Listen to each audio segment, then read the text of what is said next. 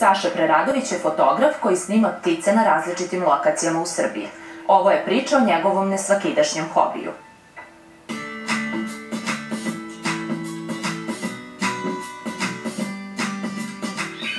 Ovo je veliki trstenjak, česta vrsta pevačica, živi u trsti i jako voli da se popne na vrh neke trske i sad nje da onako peva i obeležava svoju teritoriju. Ovo je njegova pesma.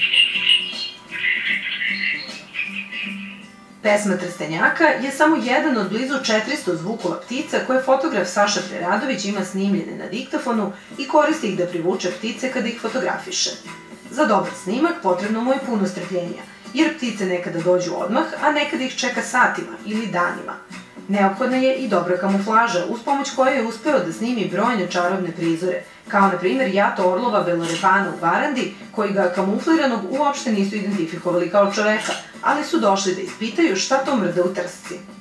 Ja sam samo u jednom trenutku čuo hujanje vazduha od njihovih krila, okrenuo se i video na neverovatnoj udaljenosti od tako 10-ak metara orlove kako kruže oko mene.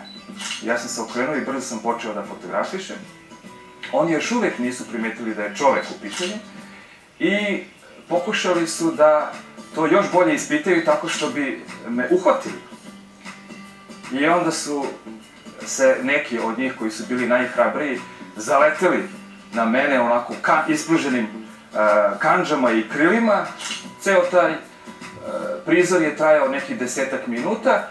To je bio jedan neverovatan doživljaj. Lokaciju je neophodno prvo dobro osmotriti dvogledom i uočiti navike ptica, sa koje grane ili uzvišenja vole da pevaju, da osmatraju, u koje vreme se kupaju.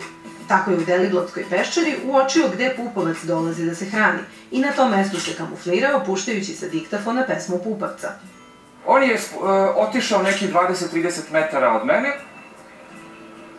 spustio se na zemlju, skupljao je te neke insekte, pun kljun tih insekata je nakupio i onda se nešto dogodilo što me toliko raznežilo.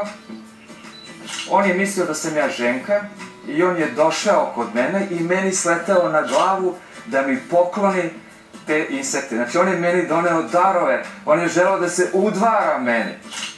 Preradović kaže da je surog orla najteže fotografisati jer živi u nepristupačnim planinskim predelima, a ne reaguje na zvuk kao ptice pevačice.